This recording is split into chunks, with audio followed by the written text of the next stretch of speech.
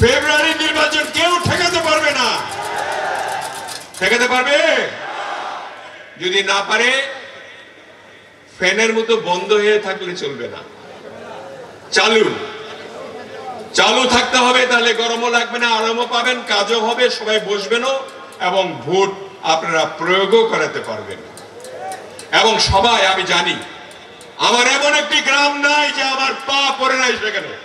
আপনারা জানেন না এটা? প্রত্যেক গ্রামে গ্রামে আমি গিয়েছি। এখন যদি আবারও যেতে আমার এই করতে হয়, তাহলে আপনাদের তৈরি করেছি কেন?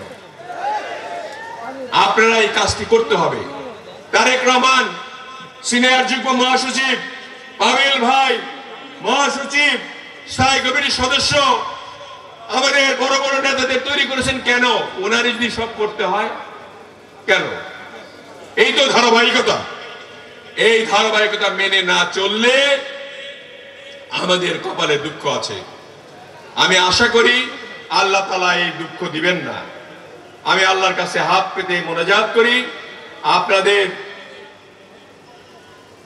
বোধোদয় হোক যে আগামী দিনের নির্বাচন অত্যন্ত কঠিন।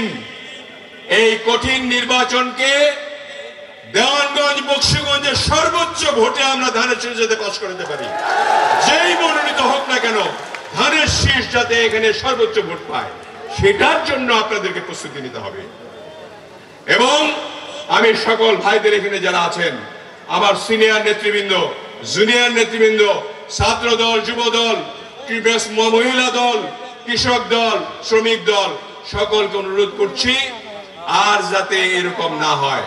আছে মাত্র 4 মাস, 5 মাস। এটা হলো সেপ্টেম্বর, অক্টোবর, নভেম্বর, ডিসেম্বর, জানুয়ারি, এই 5 মাস। ফেব্রুয়ারির প্রথম সপ্তাহে নির্বাচন হবে ইনশাআল্লাহ।